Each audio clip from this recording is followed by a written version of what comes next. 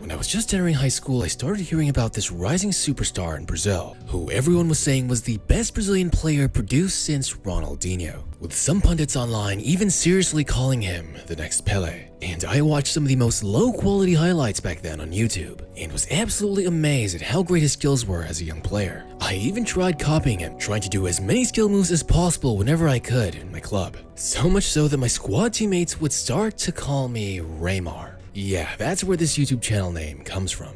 But I can say that even up until today, nobody's had more spotlight, more hype, or more expectation. It's truly hard to put into words just how much hype Neymar had back in the early 2010s, that nobody has even come close. Not even a young Cristiano Ronaldo, Messi, Erling Haaland, or Kylian Mbappe. Neymar was expected to lead his generation of football as the next all-time great and multiple Ballon d'Or winner. But the greatest wonder kid of all time would never be able to blossom into his full potential. This is a story of Neymar Jr., the footballing prince who never quite managed to become king.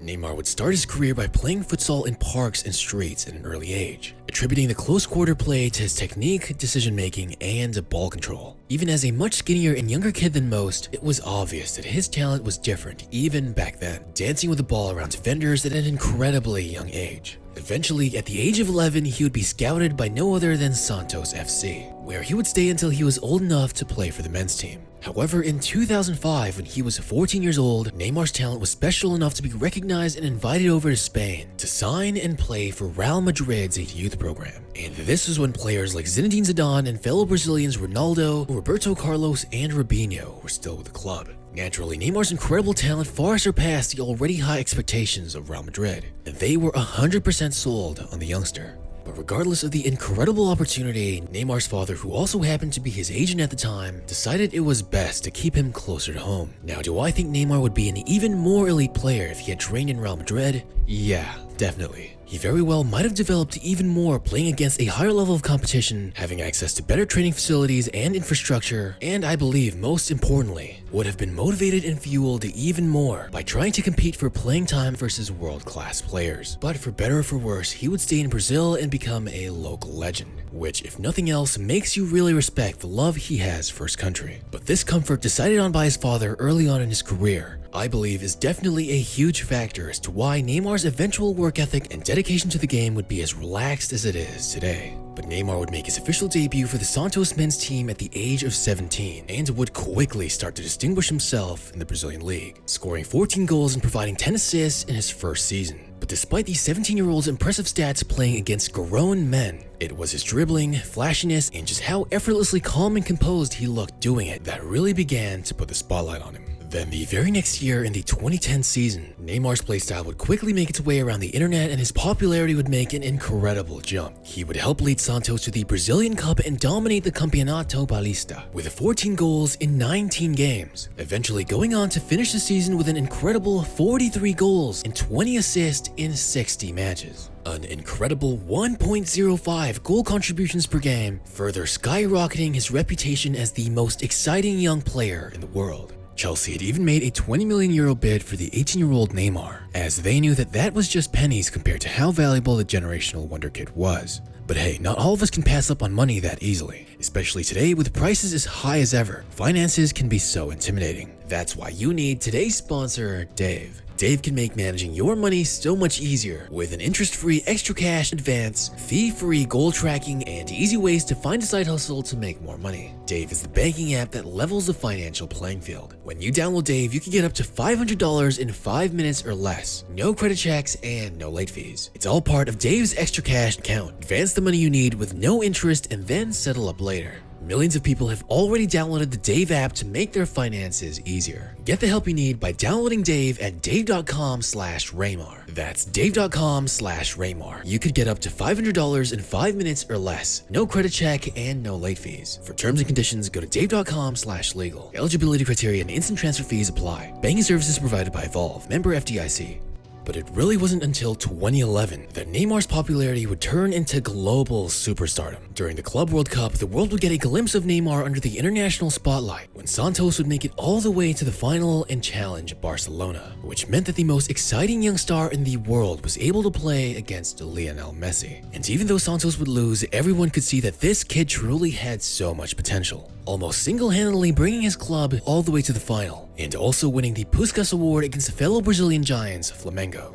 And by 2012, Neymar was without a doubt the most talked about player in the world outside of Messi and Ronaldo, and nobody else even came remotely close. He would have the best year of his career so far, scoring 43 goals and providing 18 assists in 47 matches. An absurd 1.3 goal contributions per game from someone who was only 20 years old, winning the Campeonato Paulista as the top scorer and being the top scorer of the Copa Libertadores, while nearly winning another Puskás Award, ending the 2012 season as the South American Footballer of the Year. For many doubters, Neymar had never really proven himself at the top international level, and in 2013, it was his chance to finally prove it, challenging the best international squads in the world in his home country during the Confederations Cup. And Brazil's golden boy would lead his country to victory, showing extraordinary skills that hadn't been done since the days of prime Ronaldinho, as they would defeat defending world and European champion Spain 3-0, with Neymar being awarded the golden ball of the tournament. This was absolutely huge, and every football headline had Neymar's name on it. And around this time, he was finally talked about even more than Messi and Ronaldo, which would never happen to anyone else during their prime. But there he was, a 21-year-old getting all the spotlight, and everyone in the world was calling him the next Pele, even being on the cover of Time magazine with the exact same headline.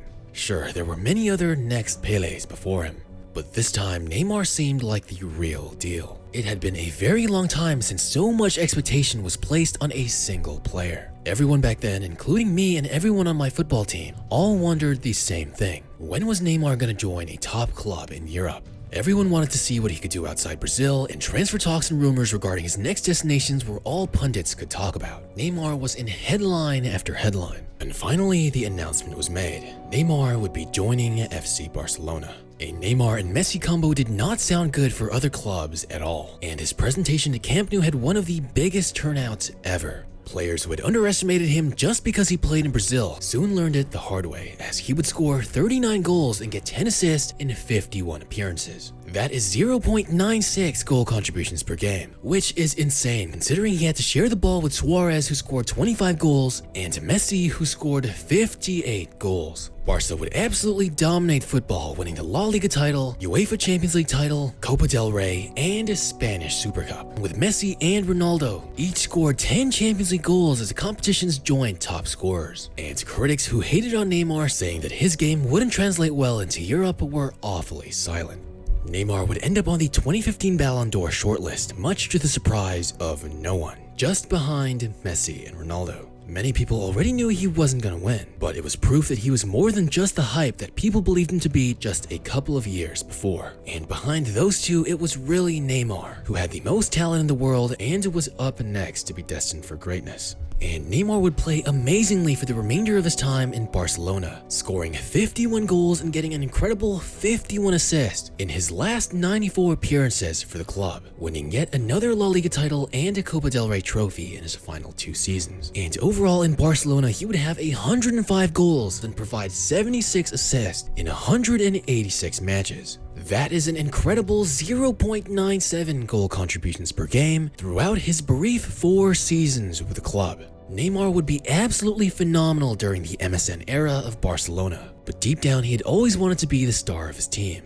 And he knew that deep down, as long as he stayed in Barcelona, Messi would always be the priority and center of attention. Neymar's wish to leave Barcelona made him, without a doubt, the most desired transfer in the entire world. Neymar was a generational talent, and everyone knew he would instantly make their club better. That's when he decided to join PSG as the most expensive transfer in history, worth 222 million euros, a record I don't think will be seen 2020 season in the height of the pandemic. Neymar would help lead PSG to the Champions League final, wanting to prove to the world that he could lead his club to European glory outside of Barcelona. But as fate would have it, they would lose the match 1-0. to a 59th minute goal by Kingsley Coman of all people, which he had no control over as PSG was playing poor defense. And this would destroy Neymar. And in his final 2 seasons with the club, he would reunite with Lionel Messi, but were ultimately, well, contributions per game throughout his 6 seasons with PSG. And he was still able to do that despite being constantly plagued with minor injuries almost every single season, only making over 30 appearances in a single season during his time in France.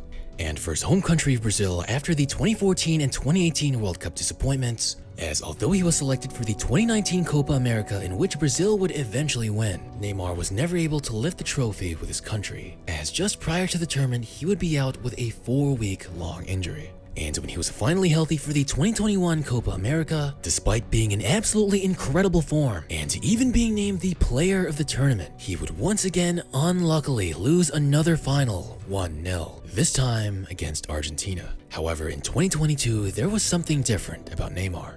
In his final season with PSG, he would have 18 goals and 17 assists in 29 matches, a 1.2 goal contributions per game being an absolutely amazing form. And he would continue this incredible play all the way up to the 2022 World Cup, where Neymar was looking like a man on a mission. He might not have been able to win the Champions League outside of Barcelona, but he was finally looking like the leader we always hoped he would turn out to be, playing absolutely incredible in the World Cup. Heck, I thought this would finally be his chance and Brazil would take it all the way. Though once again suffering a minor injury and missing a few matches, Neymar would return in the quarterfinal against Croatia, where he would go on to score one of the best goals of the tournament and at the same time equal Pele's 77 goals to become Brazil's all-time leading goal scorer. But as fate would have it, his team would once again let him down, with absolutely terrible defense out of his control, leading to Croatia scoring a last-minute equalizer, ultimately losing 4-2 in what was the most pathetic penalty shootout I've